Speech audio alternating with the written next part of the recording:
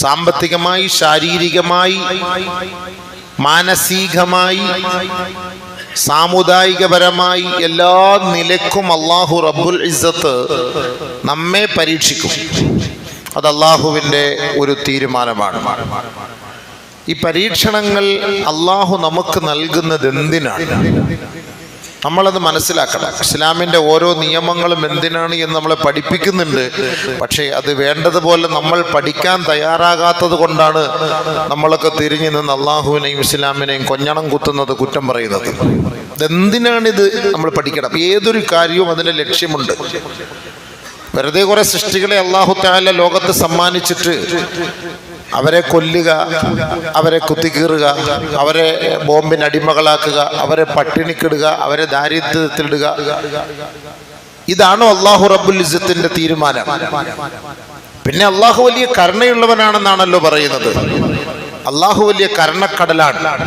പിന്നെ അല്ലാഹു സുബ്ഹാനഹു വ തആല ഇങ്ങനെയൊക്കെ തന്റെ സൃഷ്ടികളോട് ചെയ്യുന്നത് എന്തിനാണ്?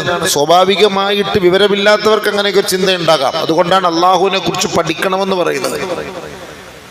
നമ്മളൊക്കെ ഭൂരിപക്ഷം മുസ്ലിമീങ്ങളും എന്താണ് ഇസ്ലാമിക ആശയം, ആദർശം, ശരീഅത്ത് എന്നുള്ളത് നമുക്ക് ഇതുവരെക്കും മനസ്സിലായിട്ടില്ല എന്നുള്ളതാണ്. കേവലം ഈ ഒരു ജുമുഅക്ക് ഒരു അരമണിക്കൂർ 15-20 മിനിറ്റ് നമ്മൾ വന്നിരുന്ന് ദീൻ കേൾക്കുന്നു. പിന്നെ ഏതെങ്കിലും മതപ്രഭാഷണ സദസ്സുകളിൽ പോയി അത് തുലോം തുച്ഛമായ ചില ആളുകൾ വേറെന്തോ വിഷയങ്ങളൊക്കെ കേൾക്കുന്നു എന്നല്ലാതെ ഇസ്ലാമിനെ കുറിച്ച് പഠിക്കാൻ നമ്മൾ സമയം കണ്ടെത്താറുണ്ടോ? മൂസ നബി അലൈഹി സ്വലാത്തു വസ്സലാം തൗറാത്തിനെ പഠിക്കാൻ 30 വർഷം 30-40 വർഷം പണിയെടുത്തിട്ട് അവർ പഠിച്ചിട്ടില്ല എന്നുള്ളതാണ്. ആദരവായ റസൂലുള്ളാഹി തങ്ങൾ 23 വർഷം കൊണ്ടാണ് ലോകത്ത് വിപ്ലവം സൃഷ്ടിച്ചത്. 23 വർഷം. നബി സല്ലല്ലാഹു അലൈഹി വസല്ലമ തങ്ങൾ 10 വർഷം മക്കയിലും 13 വർഷം മദീനയിലും. ഈ പരിശുദ്ധമായ ഖുർആനിന്റെ വിപ്ലവം ലോകമെമ്പാടും നബിയുനാ റസൂലുള്ളാഹി തങ്ങൾ എത്തിച്ചു കൊടുത്തു. ഒരൊറ്റ പ്രവാചകൻ ലോകമെമ്പാടും. ഇന്ന് ലോകത്ത് 800 കോടിയോളം ലോകത്ത് മനുഷ്യരുണ്ടെങ്കിൽ അവർ പരിശുദ്ധമായ ഖുർആൻ എന്ത് എന്ന് അവരിന്ന് ഗവേഷണം നടത്തിക്കൊണ്ടിരിക്കുകയാണ്. ബഹുമാനമുള്ള സഹോദരങ്ങളെ, അത് പരിശുദ്ധ പ്രവാചകൻ കുറഞ്ഞ കാലം കൊണ്ടാണ് ലോകത്തൊരു വലിയ വിപ്ലവം ഖുർആനിലൂടെ സൃഷ്ടിച്ചത്. മറ്റൊരു പ്രവാചകന്മാർക്കും കിട്ടാത്ത ഭാഗ്യമാണിത്.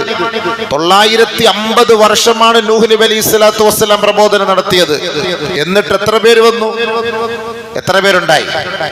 യൂനുസ് നബി അലൈഹി സ്വലാത്തു വസ്സലാം 40 വർഷത്തോളം ദഅവത്ത് ചെയ്തിട്ട് ഒരാൾ പോലും സ്വീകരിക്കാൻ തയ്യാറാകാതെ വന്ന ദേഷ്യത്താലാണ് അദ്ദേഹം ആ നാട് വിട്ടു പോയത്. കപ്പലിൽ ചാടിക്കയറി പോയത് രക്ഷപ്പെടാൻ. യുവന്മാരോടൊന്നും പറഞ്ഞിട്ട് കാര്യമില്ല. അങ്ങനത്തെ സാഹചര്യത്തിലാണ് അല്ലാഹു സുബ്ഹാനഹു വ തആല ആദരവായ റസൂലുള്ളാഹി സ്വല്ലല്ലാഹു അലൈഹി വസല്ലമ തങ്ങളിലൂടെ ഈ ലോകമെമ്പാടുമുള്ള ഇന്നത്തെ ഈ ആഖിർ സമാനിലെ ഈ അവസാനത്തെ സമുദായത്തിന് കുറഞ്ഞ വർഷങ്ങൾ കൊണ്ട് കൂടുതൽ കാര്യങ്ങൾ ലോകത്ത് പഠിപ്പിച്ചു കൊടുത്തു നബിയുനാ ഷഫീഉനാ റസൂലുള്ളാഹി സ്വല്ലല്ലാഹു അലൈഹി വസല്ലം. 23 വർഷക്കാലം കൊണ്ട് ഖുർആൻ. എന്താണ് ഇസ്ലാം? ഇസ്ലാം എന്ന് പറഞ്ഞാൽ എന്താണ്? ഇത് നമ്മുടെ സമുദായം പഠിക്കാനും പഠിപ്പിക്കാനും പ്രചരിപ്പിക്കാനും തയ്യാറാകാതെ വരുമ്പോഴാണ് ലോകം മുഴുവനും ഇവരൊരു തീവ്രവാദി, ഭീകരവാദി എന്നുള്ള ഒരു മുദ്ര കൊണ്ട് നമ്മളെ ചിത്രീകരിക്കുന്നത്. നമ്മൾ മുദ്ര കുത്തപ്പെടുന്നതിന്റെ കാരണം അതാണ്. നബി സല്ലല്ലാഹു അലൈഹി വസല്ലമ തങ്ങൾ ഇസ്ലാം എന്താണ് എന്ന് പഠിപ്പിച്ചു കൊടുക്കുക മാത്രമല്ല, പ്രാവർത്തികമായി കാണിച്ചു കൊടുക്കുകയും ചെയ്തു. അതായിരുന്നു പരിശുദ്ധ പ്രവാചകന്റെ തീരുമാനം. ബഹുമാനപ്പെട്ട നബി സല്ലല്ലാഹു അലൈഹി വസല്ലമ തങ്ങളെ സ്വീകരിക്കാൻ ജൂത ക്രൈസ്തവർ മദീന പള്ളിയിലേക്ക് വരുമ്പോൾ പരിശുദ്ധമായ മദീന പള്ളിയുടെ ഉള്ളിലേക്ക് അവരെ സ്വീകരിച്ചിരുത്തി ഇസ്ലാമികപരമായ ആശയ സ്നേഹ സംവാദങ്ങൾ നടത്തുകയും അവരുടെ സംശയങ്ങൾക്ക് നിവാരണം നടത്തി കൊടുക്കുകയും ജൂത ക്രൈസ്തവർക്ക് നമസ്കരിക്കാൻ പ്രാർത്ഥിക്കാൻ സമയമായപ്പോ പരിശുദ്ധമായ മദീന പള്ളിയുടെ ഉള്ളിൽ തന്നെ അവരുടെ ദൈവത്തെ ആരാധിക്കുവാനുള്ള പരിപൂർണമായ സ്വാതന്ത്ര്യം നൽകി ലോകത്ത് മാനവികത എന്തെന്ന് പഠിപ്പിച്ചു കൊടുത്ത പ്രവാചകനാണ് മുത്തു മുഹമ്മദ് മുസ്തഫ സല്ലല്ലാഹു അലൈഹി വസല്ലം. ആ പ്രവാചകന്റെ അനുയായികളാണ് നമ്മൾ. ഒരിക്കലും അവർ ഒരു തീവ്രവാദ ഭീകരവാദ പ്രവർത്തനത്തിലേക്ക് പോവുകയില്ല. പിന്നെ നമ്മൾ എന്തോ ലോകത്തിന്റെ മുന്നിൽ തീവ്രവാദികളായി മതഭ്രാന്തന്മാരായി മുദ്ര കുത്തപ്പെട്ടിരിക്കുകയാണ് ലോകത്തിന്റെ മുന്നിൽ. ബഹുമാനമുള്ള സഹോദരങ്ങളെ, അപ്പോൾ ഒരു നല്ല ഒരു കാര്യത്തിനോട് അസൂയാലുക്കൾ എവിടെയും ഉണ്ടാകും. നമ്മുടെ കുടുംബങ്ങളിൽ തന്നെ നമുക്കൊരു നന്മ കിട്ടിയാൽ അതിനെ ഇഷ്ടപ്പെടാത്ത എത്രയോ രക്തബന്ധുക്കൾ നമ്മുടെ കൂട്ടത്തിൽ ഉണ്ടാകും. ഒരു നല്ല ജോലി, ഒരാളിന് നല്ല സമ്പത്ത്, അല്ലെങ്കിൽ നല്ല ഒരു വീട്, നല്ല ഒരു വാഹനം വാങ്ങി ഉടനെ നമ്മുടെ കുടുംബത്തിൽ തന്നെ നമുക്ക് ഇഷ്ടപ്പെടാത്ത ആളുകൾ ഉണ്ടാകും. ഒരു നല്ലതിനോട് അസൂയ തോന്നുന്നവരുണ്ടാകും. അത് സ്വാഭാവികമാണ്, അത് മനുഷ്യ സഹജമാണ്. അതുകൊണ്ടാണ് സ്വർഗലോകത്ത് ഈ അസൂയ എന്ന് പറയുന്ന ഒരു രോഗമില്ല എന്ന് അല്ലാഹു തആല പറഞ്ഞത്. സ്വർഗലോകത്ത് അങ്ങനത്തെ ഒരു രോഗമില്ല. അസൂയ അല്ലാഹു സുബ്ഹാനഹു തആല, കുശുമ്പ്, അസൂയ, ഇതൊക്കെ അല്ലാഹ് സ്വർഗത്തിൽ പ്രവേശിക്കുന്നതിന് മുമ്പേ അല്ലാഹ് എടുത്തു കളയും. അപ്പൊ ഈ നല്ല മതം, ഈ സത്യത്തിന്റെ മതം, ഈ സൗഹാർദ്ദത്തിന്റെ മതം, ഈ സഹിഷ്ണുതയുടെ മതം, ഇത് പരിശുദ്ധ പ്രവാചകൻ ലോകത്ത് പഠിപ്പിച്ചു വ്യാഖ്യാനിച്ച് മനസ്സിലാക്കി കൊടുത്തത് കൊണ്ട് ലോകത്ത് അക്രമങ്ങളോ അനീതിയോ അധർമ്മങ്ങളോ ഒന്നും ഉണ്ടാവുകയില്ല എന്ന് മനസ്സിലാക്കി.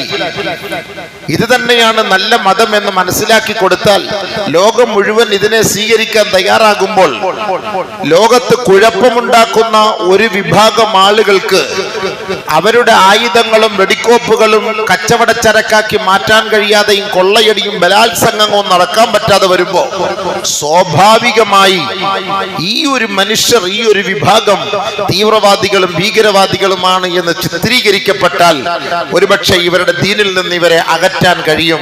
അങ്ങനെയാണ് നിഖാബ്, പർദകള്, തൊപ്പി, ധാടി, ഇതൊക്കെ ഒരു മോശമായ രീതിയിൽ ഈ ഇസ്ലാമിക പ്രതിയോഗികൾ ലോകത്ത് പ്രചരിപ്പിച്ചത്. അങ്ങനെയാണ് മുസ്ലിമീങ്ങൾ ഒരു തീവ്രവാദികൾ എന്ന മട്ടിലേക്ക് അവർ എഴുതി തള്ളുന്നത്. ഇവിടെ മാത്രമല്ലല്ലോ, കേരളത്തിൽ മാത്രമല്ല, ലോകത്തിന്റെ ഏത് ഭാഗത്ത് പോയാലും.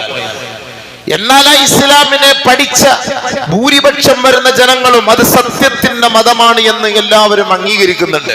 അതുകൊണ്ടാണല്ലോ ഫലസ്തീനിലെ മക്കൾക്ക് വേണ്ടി ലോകത്തെ 80% ആളുകൾ രംഗത്തേക്ക് വരുന്നത്. എന്താ ഇസ്രായേലിനെ സപ്പോർട്ട് ചെയ്തിട്ട് ലോകത്തുള്ള സാധാരണക്കാരൻ വരാത്തത്? എന്താ?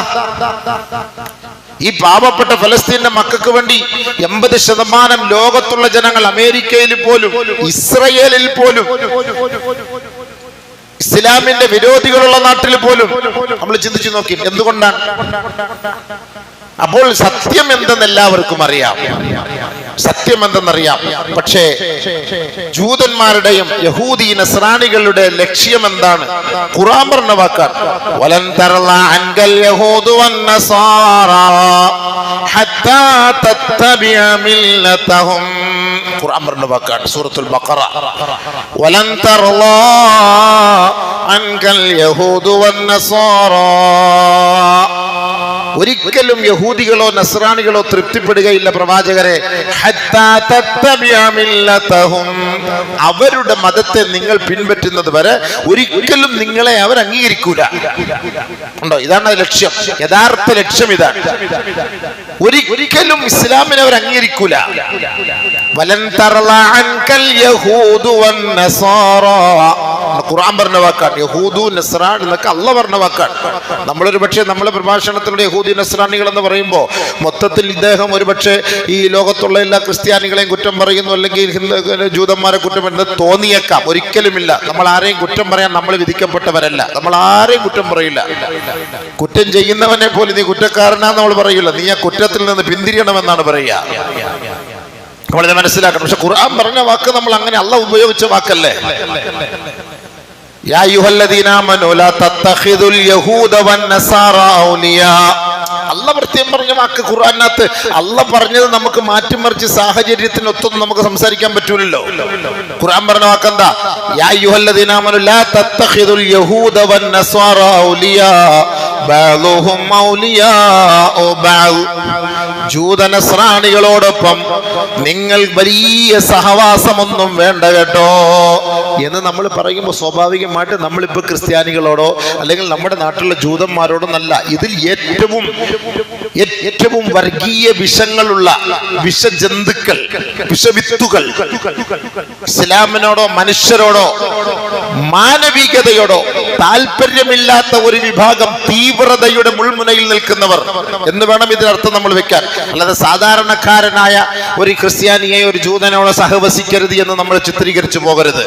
അങ്ങനെയല്ല അതിന്റെ അർത്ഥം. അങ്ങനെ മനസ്സിലാക്കാൻ പാടില്ല. അങ്ങനെയാണ് ഒരു ക്രിസ്ത്യാനിയെ നമുക്ക് കണ്ടാലോ അവന് കൈ കൊടുക്കാനോ അല്ലെങ്കിൽ അവന്റെ ക്ഷണം സ്വീകരിക്കാനോ ഒന്നും പറ്റാതെ വരും. അങ്ങനെയല്ല പറഞ്ഞു വന്നതിന്റെ ആശയം.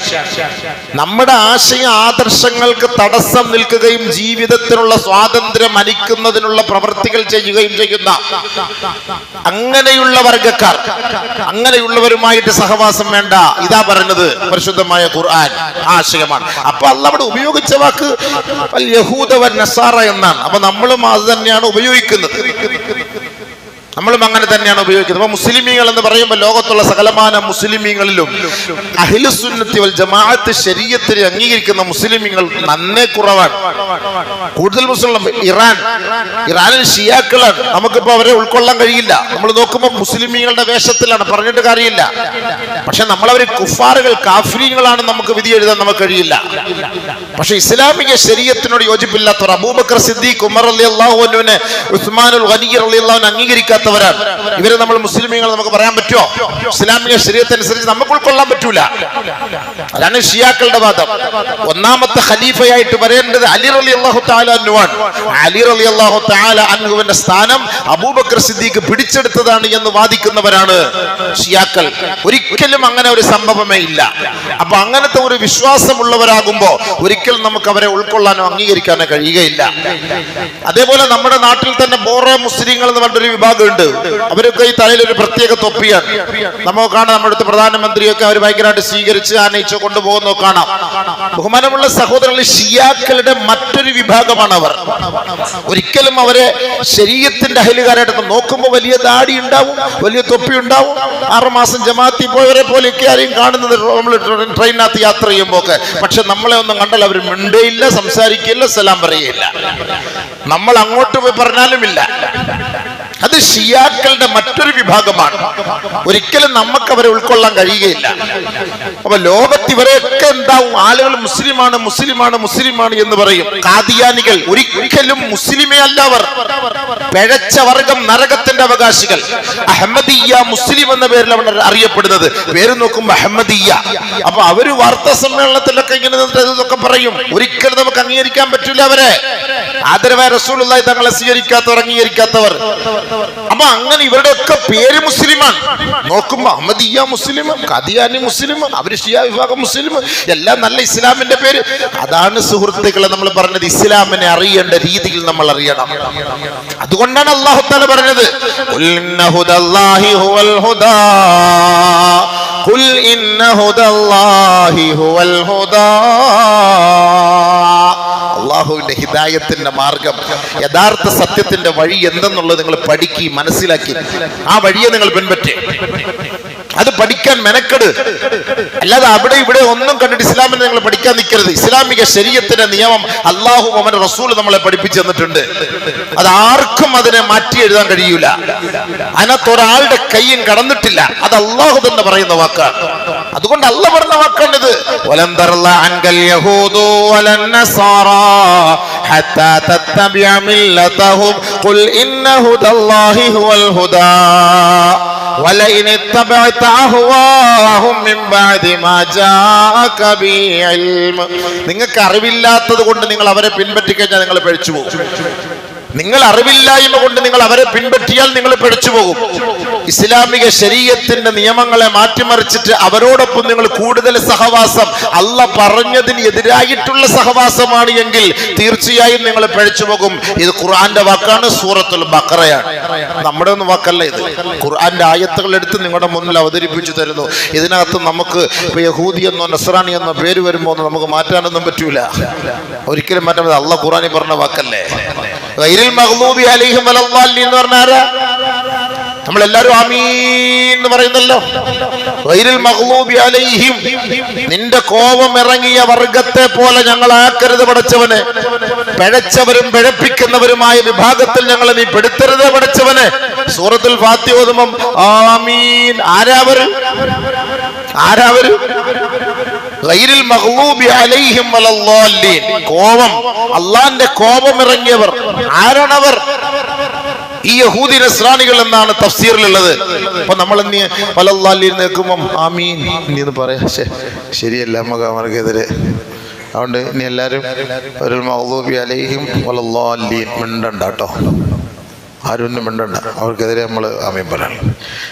നമ്മുടെ സഹോദരൻ ജോസഫ് അച്ചായൻ നമ്മുടെ ആളല്ലേ, നമുക്കെതിരെ അങ്ങനെ പറയാൻ പാടുണ്ടോ? ഇത് നമുക്കെന്തെങ്കിലും ഒരു ഇസ്ലാമിനൊരു തീരുമാനം എടുക്കാൻ പറ്റുമോ? അല്ലാഹു റസൂൽ പഠിപ്പിച്ചല്ല ഇത്. ഞാൻ പറയുന്നത് നിങ്ങൾ കേൾക്കണം. നിങ്ങൾ തഫ്സീർ എടുത്ത് വെച്ച് നോക്കിക്കോളി. മലയാളത്തിലൊക്കെ തഫ്സീർ ഉണ്ടല്ലോ, വ്യാഖ്യാനങ്ങളൊക്കെ ഉണ്ടല്ലോ. ഇതൊക്കെ എടുത്ത് വെച്ച് നോക്കിക്കോളി. ആരാണ് ഈ ഗൈറിൽ മഗ്ലൂബി അലൈഹിം വലദ്ദാല്ലീൻ? ആരാണവർ എന്നുള്ളത് നിങ്ങൾ എടുത്ത് വെച്ച് നോക്കിക്കോളി. അപ്പൊ നമ്മൾ ചിന്തിക്കേണ്ടത് എന്താ? ഇപ്പൊ ഈ ഇസ്രയേലിൽ നടക്കുന്ന നരനായാട്ടിൽ അവിടെയുള്ള സാധാരണക്കാരായ ഭൂരിപക്ഷം വരുന്ന ജനങ്ങളും അവരോട് സപ്പോർട്ടില്ല. അതിന് ഒരു വിഭാഗം ആളുകൾ, ഇതൊക്കെ അധികാരത്തിന്റെ തലപ്പത്തിരിക്കുന്നവരാണ്. അത് നമ്മൾ മനസ്സിലാക്കണം. അതാണ് ഏറ്റവും കൂടുതൽ മനസ്സിലാക്കണം. സാധാരണക്കാരല്ല, സാധാ സിവിലിയന്മാരെല്ലാവരും സൗഹൃദ ബന്ധങ്ങൾ പുലർത്തുന്നവരാണ്. ഫലസ്തീനിൽ നിന്നും ഗസയിൽ നിന്നും ഇസ്രയേലിൽ പോയി ബിസിനസ് ചെയ്ത്, കച്ചവടം ചെയ്ത്, ജോലി ചെയ്ത് അങ്ങോട്ടും ഇങ്ങോട്ടും സൗഹൃദം പങ്കിട്ട് ജീവിച്ചിരുന്നവരാണ് ജനങ്ങൾ. അവർ സാധാരണക്കാർ, അങ്ങോട്ടും ഇങ്ങോട്ടും ബന്ധമുള്ളവരാണ്. എന്തെങ്കിലും ഒരു പ്രശ്നങ്ങൾ വന്നാൽ ഇരുകൂട്ടരെ സഹകരിക്കുന്നവരായിരുന്നു, സഹായിക്കുന്നവരായിരുന്നു.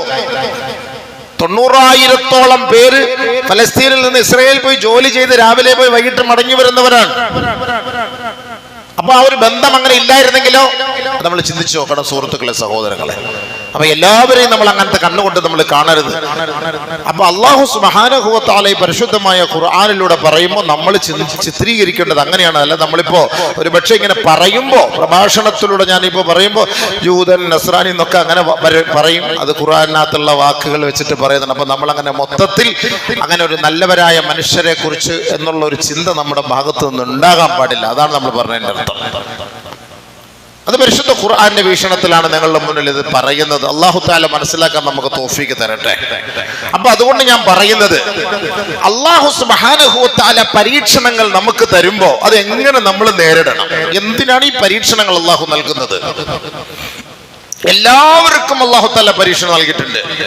നബിയുനാ റസൂലുള്ളാഹി തങ്ങളോട് ചോദിച്ചിട്ടുണ്ട്, അയ്യുന്നാസി അശദ്ദു ബലാഅ യാ റസൂലല്ലാഹ്, നബിയേ ഏറ്റവും കൂടുതൽ പരീക്ഷണങ്ങൾ ആർക്കാണ് ഹബീബേ? ഏറ്റവും വലിയ മുസീബത്തുകൾ ആർക്കായിരുന്നു നബിയേ? ഖാല റസൂലുള്ളാഹി സ്വല്ലല്ലാഹു അലൈഹി വസല്ലം, അല്ലാഹുവിന്റെ റസൂൽ പറഞ്ഞു, അൽ അംബിയാ. ലോകത്തെ ഏറ്റവും വലിയ പരീക്ഷണം അമ്പിയാക്കൾക്കായിരുന്നു, പ്രവാചകന്മാർക്കായിരുന്നു. അവരനുഭവിച്ചതുപോലുള്ള ത്യാഗം ഇന്നത്തെ ഫലസ്തീന്റെ മക്കൾ അനുഭവിക്കുന്നില്ല. അവരനുഭവിച്ചതുപോലുള്ള ത്യാഗം സാധാരണക്കാരായ നമ്മളൊന്നും അനുഭവിച്ചിട്ടില്ല. ഒരുപാട് പ്രവാചകന്മാരെ വേദനിപ്പിച്ചവരാണ്, കീറിമുറിച്ചവരാണ്, 2 കഷണമാക്കി മാറ്റിയവരാ. അതുകൊണ്ട് അല്ലാഹുവിന്റെ റസൂലിനോട് പ്രവാചകന്മാരെ കുറിച്ച് ചോദിച്ചപ്പോ പറഞ്ഞത്, ഏറ്റവും കൂടുതൽ ലോകത്ത് പരീക്ഷണത്തിന് വിധേയരായവർ അൽ അംബിയാ, അംബിയാക്കളാണ്, പ്രവാചകന്മാരാണ്. അവരപ്പൊ നമ്മളൊക്കെ കരുതും, പ്രവാചകനാണല്ലോ, അള്ളാഹ് ഇത്രയും സുഖവും പ്രവാചകത്വവും നൽകി, നബുവത്ത് നൽകി, എല്ലാ സുഖ സൗകര്യങ്ങളും നൽകപ്പെട്ട വ്യക്തിയാണ് എന്ന് ധരിക്കണ്ട. അള്ളാഹു സ്വർഗത്തിൽ ഉന്നതമായ പദവികൾ നൽകും, അത് ഉറപ്പാണ്. അവർക്ക് സ്വർഗത്തിൽ ഉയർന്ന ദർജയാണ്, യാതൊരു സംശയമില്ല. പക്ഷെ അതുകൊണ്ട് ദുനിയാവിൽ അവർക്ക് പരീക്ഷണങ്ങൾ നേരിടാതിരിക്കുകയില്ല. നമ്മളൊക്കെ എന്താ വിചാരിച്ച, നമ്മളൊക്കെ മുസ്ലിങ്ങളായിരുന്നിട്ട് നമ്മൾ ദുആ ചെയ്തിട്ട് അല്ലാഹ് സ്വീകരിക്കുന്നില്ല, അല്ലെങ്കിൽ നമ്മൾ ഇത്രയും നോമ്പെടുക്കുന്നു, ഇത്രയും ഖുർആൻ ഓതി, ഇത്ര ഖത്ത ഓതി, 2 കോടി സലാത്ത് ചൊല്ലി, എന്നിട്ടൊന്നും. ഇപ്പൊ പ്രവാചകന്മാരുടെ അവസ്ഥയോ? ഇപ്പൊ പ്രവാചകന്മാരുടെ അവസ്ഥ എന്താ? ഇപ്പൊ പ്രവാചകന്മാരുടെ കാര്യം എന്താ? അതെന്താ ഇപ്പൊ ചിന്തിക്കാത്തത്? പ്രവാചകന്മാർ പോയി കണക്ഷൻ. അതുകൊണ്ട് അല്ലാഹു തആല ഖുർആനിൽ പറഞ്ഞു, ഈ മുസീബത്തുകൾ അല്ലാഹു നൽകിയത് ഒന്ന് സബ്റിനെ പരീക്ഷിക്കാനാണ്, ക്ഷമയെ പരീക്ഷിക്കാനാണ് അല്ലാഹു ഈ മുസീബത്ത് തരുന്നത്. നല്ലപോലെ ശ്രദ്ധിക്കണേ, ക്ഷമയെ പരീക്ഷിക്കാനാണ്. ഈ ഒരു സാധനമാണ് നമുക്കില്ലാത്തത്. ഈ മുസീബത്ത് അയ്യൂബ് നബി അലൈഹി സ്വലാത്തു വസ്സലാമിന് അല്ലാഹു തആല ശരീരമാസകലം രോഗം നൽകിയിട്ട് അയ്യൂബ് നബി അലൈഹി സ്വലാത്തു വസ്സലാം ഒരിക്കൽ പോലും പറഞ്ഞിട്ടില്ല, അല്ലാ എന്റെ രോഗമൊന്നു നീ മാറ്റിത്താ പടച്ചവനെ, നിന്റെ ഒരു പ്രവാചകനാണല്ലോ ഞാൻ, നീ എത്ര ക്രൂരനാണല്ലാ, എന്നെ ഇത്രത്തോളം വേദനിപ്പിക്കേണ്ട ആവശ്യം നിനക്കുണ്ടോ റബ്ബേ എന്ന് ചിന്തിച്ചിട്ട് പോലുമില്ല.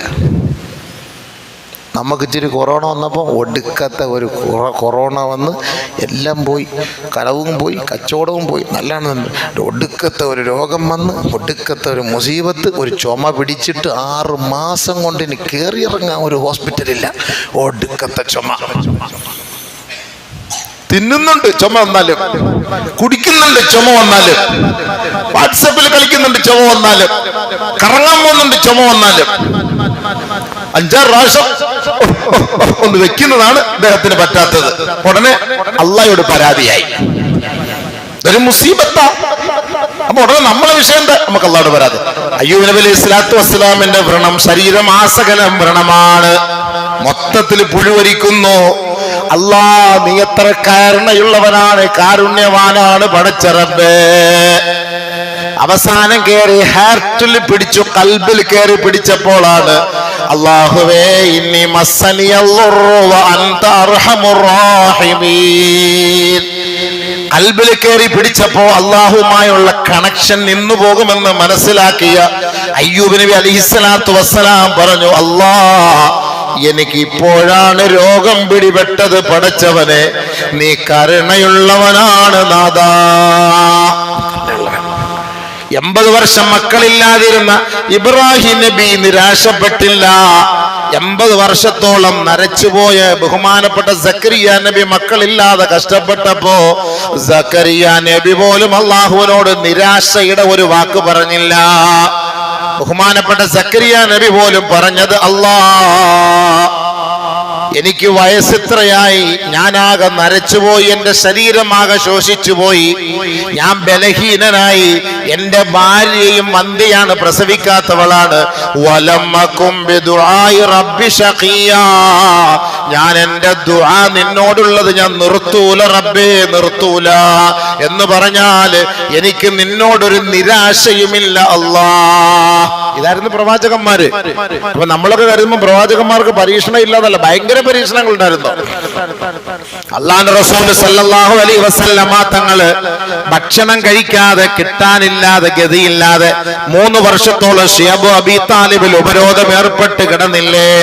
അള്ളാന്റെ റസൂൽ രാത്രി എത്രയോ ദിവസങ്ങള് മഹദിയായ ആയിഷ റളിയല്ലാഹു തആല റിപ്പോർട്ട് ചെയ്യുന്ന ഹദീസിൽ കാണാം, അള്ളാഹുവിന്റെ പ്രവാചകൻ കാല് ചുരുട്ടി വെച്ച് വയറ് ചേർത്ത് വെച്ച് എത്രയോ ദിനരാത്രങ്ങളിൽ കിടക്കുമായിരുന്നു. എന്തേ കാരണം? നബിയുനാ റസൂലുള്ളാഹി തങ്ങളുടെ വിശപ്പടക്കാനുള്ള ഭക്ഷണമില്ല, അതാണ് കാരണം. ചുരുണ്ടുകൂടി കിടക്കുമായിരുന്നു, വയറ് വേദനയെടുത്തിട്ട് ഭക്ഷണം കഴിക്കാനില്ലാതെ. ഒരിക്കൽ തന്റെ പൊന്നുമോള് ഫാത്തിമ ബീവി നബി തങ്ങളുടെ മുന്നിലേക്ക് കടന്നു വരുന്നു, ഒട്ടിയ വയറുമായി. എത്രത്തോളം എന്ന് വെച്ചാൽ നട്ടലിനോട് ചേർന്ന് ഒട്ടി നിൽക്കുന്ന രംഗം കണ്ട് നബി തങ്ങളുടെ കണ്ണുപോലും നിറഞ്ഞുപോയി. ഒന്നും കഴിക്കാനില്ലാതിരുന്നിട്ട് പോലും, അല്ലാ നീ അഹ്ലു ബൈത്തുകളായ ഞങ്ങളോട് കരുണയില്ലാത്തവനായി പോയല്ലോ അല്ലാ എന്ന ഒരു വാക്ക് അവരുടെ ഭാഗത്തു നിന്ന് വന്നിട്ടില്ല. പരീക്ഷണം ഇല്ലെന്നാണ് പറഞ്ഞത്. ഫാത്തിമ ബീവിക്ക് ഗർഭം ധരിച്ചിരുന്ന സമയത്ത് അലി റളിയല്ലാഹു അൻഹുവിനോട് പറഞ്ഞു, മഹാനവറുകളെ എനിക്കൊരു റുമ്മാമ്പഴം കിട്ടിയാൽ കൊള്ളാം.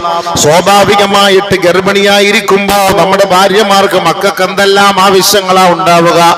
മഹാനായ അലി റളിയല്ലാഹു അൻഹു പോയി ഒരു ജൂതന്റെ പുരയിടത്തിൽ വിളപ്പിൽ പോയി പണിയെടുത്തിട്ട് അവര് കൊടുത്ത അന്നത്തെ കൂലി റുമ്മാമ്പഴമാണ്. കണ്ട, അവിടെയും പോയി ജൂതന്റെ പുരയിടത്തിലാ പോയത്. നമ്മൾ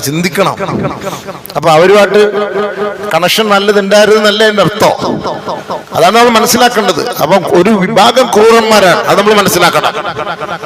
നബി സല്ലല്ലാഹു അലൈഹി വസല്ലം തങ്ങൾ മക്കയിൽ നിന്ന് മദീനയിൽ വന്നപ്പോൾ ജൂതന്മാരുമായിട്ടുള്ള ഉടമ്പടിയിൽ അല്ലാഹുവിന്റെ റസൂൽ പറഞ്ഞത് എന്താ? അവർ നമ്മുടെ സമുദായത്തിൽപ്പെട്ടവരാണ്, നമ്മുടെ സഹോദരങ്ങളാണ്. ക്രിമിനൽ വാദികൾ ഒഴികെ നബി തങ്ങൾ പറഞ്ഞ വാക്കതാണ്. ക്രിമിനൽ കുറ്റം ചെയ്യുന്നവനൊഴികെ അവർ നമ്മുടെ സുഹൃത്തുക്കളാണ്, അവർ പറഞ്ഞ വാക്കതാണ്. ക്രിമിനൽ കുറ്റം ചെയ്താൽ അവനെ ഞങ്ങൾ കൈകാര്യം ചെയ്യും. അതാണ് പറഞ്ഞു വന്നതിന്റെ ആശയം. അല്ല എല്ലാവരും ജൂതന്മാരെ മൊത്തത്തിൽ അങ്ങനെ ആക്ഷേപിക്കല്ല, നസ്രാണികളെ മൊത്തത്തിൽ അങ്ങനെ ആക്ഷേപിക്കല്ല. ലോകത്ത് ഏറ്റവും കൂടുതൽ ജൂതന്മാരെ കൊന്നൊടുക്കിയത് നസ്രാണികളാ, മുസ്ലിങ്ങളൊന്നുമല്ല, മുസ്ലിങ്ങളല്ല. പല രാഷ്ട്രങ്ങളും പിടിച്ചടക്കിയത് നസ്രാണികളാ, മുസ്ലിങ്ങളുമല്ല. ചരിത്രം പഠിക്കും. നിങ്ങളൊക്കെ ഇപ്പൊ എല്ലാ വിദ്യാഭ്യാസ വിചക്ഷണരാണല്ലോ, വിദ്യാസമ്പന്നരാണല്ലോ. ഇപ്പം ഇവരെല്ലാം അമർത്തിയാൽ മതി, മൊത്തത്തിൽ ഒന്ന് ചരിത്രം പഠിക്കുക. നമ്മളെ തീവ്രവാദി ഭീകരവാദി നമ്മുടെ കാക്കാമാർക്ക് ഇറച്ചിയും മീനും വിൽക്കാൻ മാത്രം അറിയാതൊന്ന് പഠിക്കും. മക്കളെങ്കിലും ഇനിയെങ്കിലും ഒന്ന് പഠിപ്പിക്കും. പഠിച്ച് വളർന്നത് തലതിരിഞ്ഞാ വരുന്നത്. അതാ രസം. യഥാർത്ഥത്തിലുള്ള നല്ല രീതിയിലല്ല പഠിക്കുന്നത്. വരുന്ന സാധനമൊക്കെ പഠിച്ച് വരുമ്പം തൊപ്പി ഇട്ടുകൊണ്ട് പഠിക്കാൻ പോകുന്നത് തൊപ്പി വേണ്ടെന്ന് പറയും, ദാടി വെച്ചോണ്ട് പഠിക്കാൻ പോകുന്നത് ദാടി വേണ്ടാന്ന് പഠിച്ചു വരികയാണ്. നിഖാബ് ഇട്ടുകൊണ്ട് പഠിച്ചോണ്ട് പോകുന്ന പെണ്ണ് അത് വേണ്ടാന്നും പറഞ്ഞിട്ട് ആ കോലത്തിലാണ് പഠിത്തം വരുന്നത്. പിന്നെ അങ്ങനെ സംഭവം ഹലാലായ രീതിയിൽ പഠിപ്പിക്കും, ഇസ്ലാമിന്റെ യഥാർത്ഥ ശൈലി പഠിപ്പിക്കും, ലോകത്തിന്റെ അവസ്ഥ മനസ്സിലാക്കി കൊടുക്കും. എങ്ങനെയാണ് ഇസ്ലാം പ്രചരിച്ചു വന്നതെന്നും ക്രൈസ്തവത വന്നതെന്നും ജൂദായിസം വന്നതെന്നും പഠിക്ക്. എല്ലാത്തിലുണ്ടല്ലോ. നമ്മളെന്തിനാ വെറുതെ കുറ്റം പറയുന്നത് ഇസ്ലാമിനെ? അതുകൊണ്ട് നമ്മുടെ സമുദായമാണ് ഏറ്റവും കൂടുതൽ കുറ്റം പറയുന്നത് ഇസ്ലാമിനെ. അള്ളാഹു കാത്തിരക്ഷിക്കട്ടെ, ഹിദായത്ത് കൊടുക്കട്ടെ. അള്ളാഹ് ഹിദായത്ത് കൊടുക്കട്ടെ. ഇതാണ് നമുക്ക് മനസ്സിലാക്കേണ്ടത്. അപ്പം ബഹുമാനപ്പെട്ട പ്രവാചകന്മാരെ അഹ്ലു ബൈത്തുകളെയും അല്ലാഹ് പരീക്ഷിച്ചു, വലിയ രീതിയിൽ പരീക്ഷിച്ചു. ഖുർആൻ പറഞ്ഞ വാക്കാണ്, അംഹസിബതും അൻ തദ്ഖുലുൽ ജന്ന വലമ്മാ യാതികും മസലുൽ ലദീന ഖലൗ മിൻ ഖബ്ലികും മസ്സതുഹുൽ ബഅസാ വല്ലറാ وزلزلوا حتى يقول الرسول والذين آمنوا معه متى نصر الله ألا إن نصر الله قريب. പരീക്ഷണങ്ങൾ ബഹുമാനപ്പെട്ട പ്രവാചകന്മാർക്കും അഹ്ലു ബൈത്തുകൾക്കും ഒക്കെ ഉണ്ടായിട്ടുണ്ട്. മഹദിയായ ഫാത്തിമ റളിയല്ലാഹു തആല അൻഹാ ബഹുമാനപ്പെട്ട അലിയാർ തങ്ങളോട് പറഞ്ഞപ്പോ അലി റളിയല്ലാഹു അൻഹു റുമ്മാൻ പഴവുമായി കടന്നു വരുന്ന സമയത്ത് ഒരു പാവപ്പെട്ട ഒരു ഉമ്മ 2-3 കുഞ്ഞുങ്ങളെ ഒക്കത്ത് വെച്ചിട്ട് ഈ റുമ്മാൻ പഴം കണ്ടപ്പോ കുഞ്ഞുങ്ങൾ കരയുന്നത് കണ്ട് അടുത്തേക്ക് വന്നിട്ട് പറഞ്ഞു, എന്റെ മക്കള് പട്ടിണി കിടക്കുകയാണ്, വിശന്ന് വയറൊട്ടി കിടക്കുകയാണ്, കുടിക്കാനും കഴിക്കാനും ഒന്നുമില്ല. പെട്ടെന്ന് അലി റളിയല്ലാഹുവിന്റെ മനോമുഖരത്തിൽ തെളിഞ്ഞു വന്നു, അഹ്ലു ബൈത്തായ എന്റെ ഭാര്യ, അല്ലാഹുവേ എന്റെ ഭാര്യ അവൾ ഗർഭിണിയായിരിക്കുന്ന സമയത്ത് അവളുടെ ഒരു ആഗ്രഹമായിരുന്നു, പടച്ചവനെ അതിനേക്കാളും വലിയ ഒരു ഉത്തരവാദിത്തമാണ് എന്റെ മുന്നിൽ വന്നത്. വലത്തോട്ടും ഇടത്തോട്ടും നോക്കാതെ മഹാനായ അലി റളിയല്ലാഹു അൻഹു റുമ്മാൻ പഴം അവർക്ക് സമ്മാനിച്ചു. വെറും കൈയോടെ മടങ്ങി വരുന്ന അലിയാർ തങ്ങളെ കണ്ടിട്ട് ഫാത്തിമ ബീവിക്ക് വിഷമമില്ല, പ്രയാസമില്ല, ദുഃഖമില്ല. അലി റളിയല്ലാഹു തആല അൻഹു കാര്യം പറഞ്ഞു, ഇങ്ങനെയാണ് സംഭവിച്ചത് ഫാത്തിമ. ഉടനെ അലി റളിയല്ലാഹു തആല അൻഹുവിനോട് ഫാത്തിമ ബീവി പറഞ്ഞു, എനിക്ക് ഏറ്റവും കൂടുതൽ സന്തോഷകരമായ ഒരു ദിവസം ഇന്നാണ് മഹാനായ അലിയേ. എനിക്ക് ഏറ്റവും കൂടുതൽ ഇന്നത്തെ ദിവസമാണ് സന്തോഷം. ഞാൻ തിന്നതല്ല, ഞാൻ കഴിച്ചതല്ല, എനിക്ക് വിഷയമില്ല. ആ കുഞ്ഞു മക്കൾ കഴിച്ചു, എനിക്ക് കൊണ്ടുവന്ന് നിങ്ങൾ കൊടുക്കാതെ ഇങ്ങോട്ട് കൊണ്ടുവന്നിരുന്നെങ്കിൽ എനിക്ക് ഏറ്റവും വലിയ ദുഃഖം ഇന്നായിരുന്നു, എനിക്ക് ഏറ്റവും വലിയ സന്തോഷമായി. കണ്ണു നിറഞ്ഞ സന്തോഷമായി. അതാണ് ഒരു ഭാര്യ എന്ന് പറഞ്ഞാൽ. അങ്ങനെയായിരുന്നു ബഹുമാനപ്പെട്ട അഹ്ലു ബൈത്തുൽ അല്ലാഹു തആല പരീക്ഷിച്ചത്. അവ പരീക്ഷ അവർക്ക് ഉണ്ടാകാതിരിക്കുവോ? തീർച്ചയായും ഉണ്ടാകും. അയ്യുന്നാസി അശദ്ദു ബലാ അൽ അംബിയാഉ സുമ്മൽ അംസലു ഫൽ അംസലു. പിന്നീട് ഇങ്ങോട്ട് അവർക്ക് ശേഷം വരുന്നവർക്കാണ് അംബിയാക്കൾ, സാലിഹ സ്വഹാബാക്കൾ, ഔലിയാക്കൾ, താബിഈങ്ങൾ, തബഅ താബിഈങ്ങൾ, അയിമ്മത്തുൽ മുജ്തഹിദീങ്ങൾ, പിന്നെ സാധാരണക്കാരായ നമ്മളെ പോലുള്ളവർ, ഇവരെ എല്ലാം അല്ലാഹു പരീക്ഷിക്കും കേട്ടോ.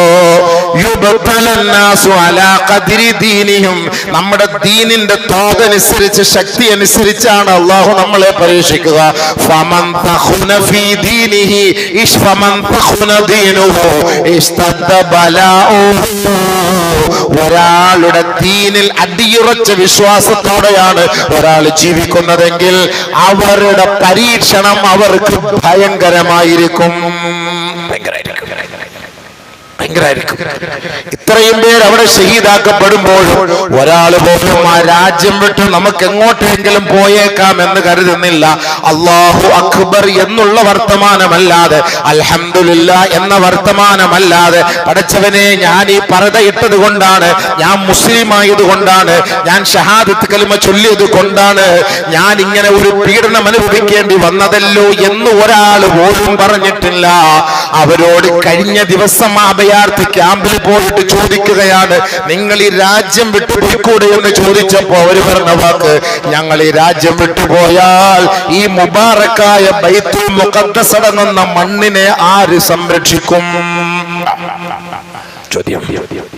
നമ്മുടെ വീട്ടിൽ നടന്നാല് പെട്ടെന്ന് ഇവിടെ നിന്ന് വണ്ടി കയറിയ ദുബായിലോ ലണ്ടനിലോ UK-യിലോ ഒക്കെ പോയി നമ്മൾ താമസിക്കും. കൂടുതലും ആളുകൾ ഇന്ത്യ വിട്ടു പോയില്ലേ? വിദേശത്ത് സ്വസ്ഥമായിട്ട് താമസിക്കാൻ പോയില്ലേ? 10,000-കണക്കിന് സമ്പന്നന്മാർ ഇന്ത്യ വിട്ടുപോയി. ഇപ്പൊ വേറെ പാസ്പോർട്ടാ. ഇപ്പൊ നമ്മുടെ മക്കളെ UK-യിൽ പഠിപ്പിക്കാൻ പറ്റും. കുറച്ചാൾ കഴിയുമ്പോൾ മക്കൾ അവിടെ ജോലിയായി സിറ്റിസൺഷിപ്പ് എടുത്ത് പിന്നെ വാപ്പായും ഉമ്മയും എല്ലാം അങ്ങോട്ട് കൊണ്ടുപോകും. എല്ലാം അങ്ങോട്ട് കൊണ്ടുപോകും. മണക്കാട്ടിൽ നിന്ന് എല്ലാവരും അവിടെ പോയി നമുക്ക് അവിടെ ഒരു ജമാഅത്താക്കാം. ഇനി അവിടെ ലണ്ടനിലൊരു മണക്കാട് വലിയ നാക്കാം. എല്ലാം അങ്ങനെ ഓരോരുത്തർ പോകണം. ഓരോ ഭാഗത്ത് നിന്ന് എല്ലാവരും അങ്ങോട്ടേക്ക് പോവാം. ഇവിടെ നിന്ന് അങ്ങനെ തലം മാറുകയാണ്. ബൈത്തുൽ മുഖദ്ദസിന്റെ പരിസരത്ത് പീഡനങ്ങൾ അനുഭവിക്കുന്ന മക്കളോട് ചോദിക്കാൻ, നിങ്ങൾക്ക് ഇവിടം വിട്ടു പോകാൻ സുരക്ഷിതമായ സ്ഥലം തരാം, ഈജിപ്തിൽ വാ, അവിടെ വാ, ഇവിടെ ഞങ്ങൾ പോയാൽ ഈ രാജ്യം, ഈ മണ്ണിനെ ആര് സഹായിക്കും, ആര് സംരക്ഷിക്കും? ഈ ബൈത്തുൽ മുഖദ്ദസ്. അതാണ് ഈമാൻ. അത്രയും പരീക്ഷണം വന്നിട്ട് മരണം ഞങ്ങൾക്കൊരു വിഷമമേ അല്ല. നബിയുനാ റസൂലുള്ളാഹി സ്വല്ലല്ലാഹു അലൈഹി വസല്ലമ തങ്ങൾ പറഞ്ഞു, അതാണ് ദുനിയാവ് നിസ്സാരതയാണെന്ന് പഠിപ്പിക്കാനാണ് അല്ലാഹു പരീക്ഷണം നൽകുന്നത്. മനുഷ്യൻ നിസ്സാരനാണെന്ന് പഠിപ്പിക്കാനാണ് അല്ലാഹു പരീക്ഷണം നൽകുന്നത്. ഖുലിഖൽ ഇൻസാനു ലൈഫാ, മനുഷ്യൻ എപ്പോഴും എക്കാലത്തും അവൻ ബലഹീനനാണ് കേട്ടോ. ഖുർആൻ പറഞ്ഞ വാക്കാണ്. എപ്പോഴും ബലഹീനൻ തന്നെയാണ്. ഭൂമിയിൽ അവനെ കൊണ്ട് ഒന്നും ചെയ്യാൻ കഴിയൂല. അവനെ കിബറും അഹന്തയും നടിച്ച് നടക്കുന്നതല്ലാതെ ആ ഭൂമിയുടെ ആധിപത്യം അവന്റെ കൈകളിലില്ല കേട്ടോ. കൈകളില്ല. നമ്മൾ വിചാരിക്കും ഇസ്രായേലുകാർ ലോകത്തെ ഏറ്റവും വലിയ ശക്തിയാണെന്ന്. രഹസ്യമായ റിപ്പോർട്ടുകൾ വരുമ്പോ ഓർക്കണേ സുഹൃത്തുക്കളെ, 2000-3000 സൈന്യന്മാരാണ് തകർന്നു പോയത്, ചത്തുപോയത്. പക്ഷെ നമ്മുടെ മുന്നിലുള്ള 112 പേര് മാത്രം ഒരു ബർക്കത്തിന്, ഭക്ഷണത്തിന്റെ കൂടെ ബിരിയാണിയുടെ കൂടെ അച്ചാറ് വെക്കുന്നത് പോലെ. പക്ഷെ ബാക്കിയൊക്കെ അങ്ങ് മാറ്റി വെച്ചിരിക്കുകയാണ്. അതാണ് നമ്മൾ കരുതുന്നതെല്ലാം ഇത്രയും വലിയ ശക്തിയാണോന്ന്. ഭൂമിയിൽ നിങ്ങൾ അശക്തര് തന്നെയാണ് കേട്ടോ. ഖുർആന്റെ വാക്കാണ്. ഖുർആന്റെ വാക്കാണ്. നിങ്ങൾക്ക് ഒന്നും ചെയ്യാൻ പറ്റൂല. ഇന്നക്കലൻ തഹ്രിക്കല്ലർള വലൻ തബ്ലുഗൽ ജിബാല തൂലാ. ഭൂമിയെ നിങ്ങൾ പിളർക്കാനോ കട്ടർ വെച്ച് മുറിച്ച് രണ്ടാക്കാനോ ആകാശത്തിലേക്ക് കയറി പിടിച്ചു പറ്റാനോ നിങ്ങളെ കൊണ്ട് കഴിയില്ല കേട്ടോ. ഇതിന്റെ ആധിപത്യം അള്ളാന്റെ കൈകളിലാണ്. നിങ്ങൾ വിചാരിക്കുക നിങ്ങളെ കൊണ്ട് പറ്റൂല. എല്ലാ രഹസ്യ സംവിധാനങ്ങളെയും പിടിച്ചെടുക്കുന്ന സാധനം തന്നെ തകർന്നു പോയില്ല. അപ്പൊ അതിന്റെ അർത്ഥം എന്താ? ഖുലിഖൽ ഇൻസാനു ലൈഫാ. ഭൂമിയിൽ നിങ്ങൾ അശക്തരാണ് കേട്ടോ, ബലഹീനരാണ് കേട്ടോ. ഖുർആൻ പറഞ്ഞ വാക്കാണ്. നമ്മളെ കൊണ്ട് ഒന്നും ചെയ്യാൻ പറ്റൂല. പിന്നെ മടക്ക അല്ലാഹുവിലേക്കാണ്. അപ്പൊ എന്തെങ്കിലും ഒരു വിഷയം വന്നാലോ, മായുസീബുൽ മുസ്ലിമ മിൻ വസബിൻ വലാ നസബിൻ വലാ ഹുസ്നിൻ ഹത്തൽ ഹമ്മി യഹുമ്മു ഇല്ലാ കുഫിറ ബിഹി അൻ സയ്യാതിഹി. എന്തിനാണ് പരീക്ഷണം തരുന്നത്? എന്തിനാണ് ദുഃഖം നൽകുന്നത്? എന്തിനാണ് വ്യതകളും രോദനകളും അള്ളാഹു നൽകുന്നത്? അത് ഓർത്ത് ദുഃഖിച്ച് അള്ളാഹുവിനോട് നമ്മുടെ സങ്കടം പറഞ്ഞിട്ട് നമ്മുടെ പാപങ്ങൾ പൊരുത്തപ്പെടുന്ന വഴി തേടിയെടുക്കാനാണ് ഈ പ്രയാസം അല്ലാഹു നൽകുന്നത്. എപ്പോഴും സുഖലുപതയുടെ മടിത്തട്ടിൽ ജീവിച്ചാൽ ഒരിക്കൽ പോലും അള്ളാഹുവിനെ നമ്മൾ ഓർക്കുകയില്ല, ചിന്തിക്കുകയില്ല. അള്ളാഹുവിന്റെ കഴിവോ അവന്റെ കാരുണ്യമോ മനസ്സിലാക്കാൻ നമ്മൾ പരിശ്രമിക്കൂല. അതുകൊണ്ട് അള്ളാഹു നമുക്ക് ഈ പരീക്ഷണം നൽകുന്നത് എന്തിനെന്നറിയുമോ? അള്ളാഹുവേ, നിന്നിലേക്ക് കൂടുതൽ ഞങ്ങൾ അടുക്കാനാണ്. കൂടുതൽ അടുക്കണം.